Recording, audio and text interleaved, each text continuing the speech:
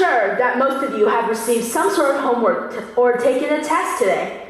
How long do you think it'll take for you to study or complete those assignments? An hour? Some more? And just to play devil's advocate here, do you really think that most of the time studying or working is actually productive? Well, today I will be here to introduce some ways that you can work and study more efficiently, backed up by science. First up, Parkinson's law states that work expands to fill the time available for its completion. For example, if I gave myself 3 hours to finish a worksheet, I might scroll a bit and delay it. However, if I only had 20 minutes, I would be scrambling to finish it ASAP. Allotting a large portion of time to a task or studying at once could actually be harmful. You think you're going to be productive for the entire time, yet you find yourself promising just one more reel to yourself half an hour later. I think we've all experienced this type of feeling to some extent before. You can avoid this by setting an imaginary scenario that leaves you with little time, setting stricter due dates, which forces you to immediately start working and locking in. This works even better when you have actual deadlines in your way, such as sports practices and field trips that require you to be as productive as possible ahead of time.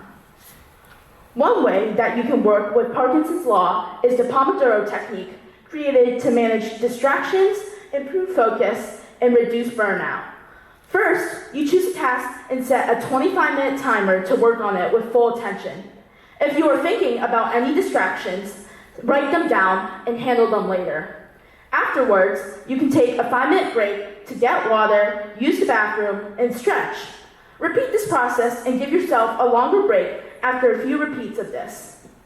Although this can be hard at the start, try to stay fully committed to the task and adjust the workflow as best as possible. Through the Pomodoro technique, large tasks are split up into smaller, more achievable steps that you can focus on.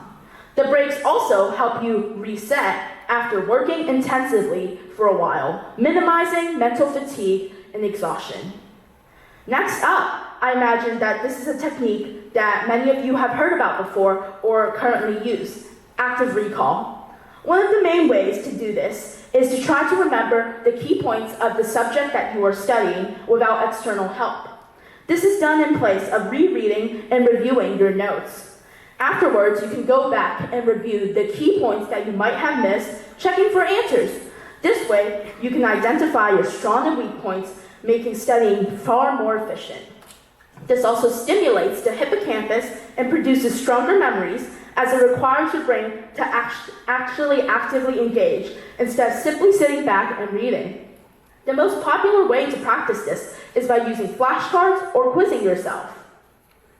Now, this one is best paired with active recall is spaced repetition, which means that you are consistently practicing and reviewing every day instead of cramming in long sessions right before the test. On this graph, you can see the forgetting curve. It shows how fast humans can forget information. You can actually lose up to 50% of the information learned in just the first day. Information that isn't used often or is newly learned can be easily lost, but frequently used information can stick around longer. With repetition, you are learning the knowledge every single day, creating and strengthening consistent memories.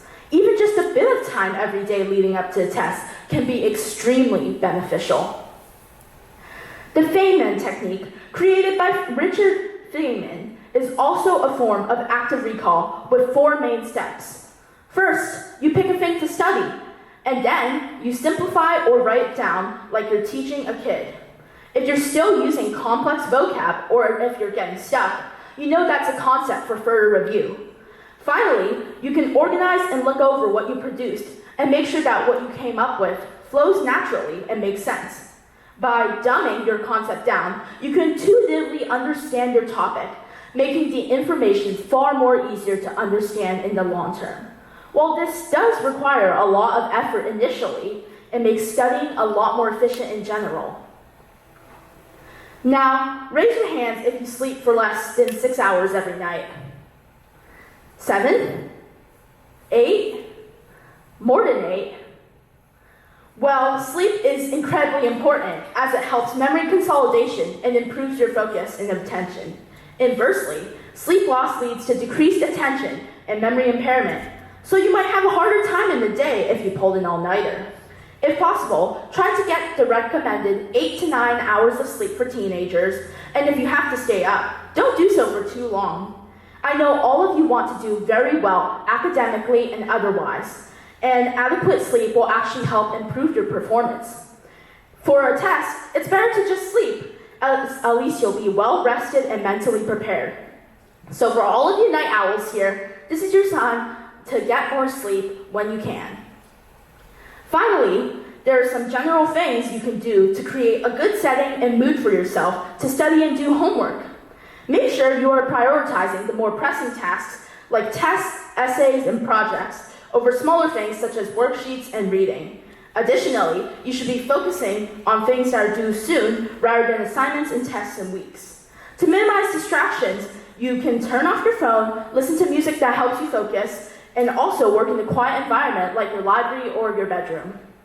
Furthermore, it can be beneficial to build up a consistent routine of doing homework every single day, ensuring a productive habit. If it helps you, studying with friends can also be an engaging way to get work done, keep each other accountable, and have fun catching up. Homework and studying have always had a special place in our minds and priorities, for the better or for worse. I hope these strategies and techniques are helpful suggestions in eliminating procrastination, but always use what's best for you. Good luck. Thank you.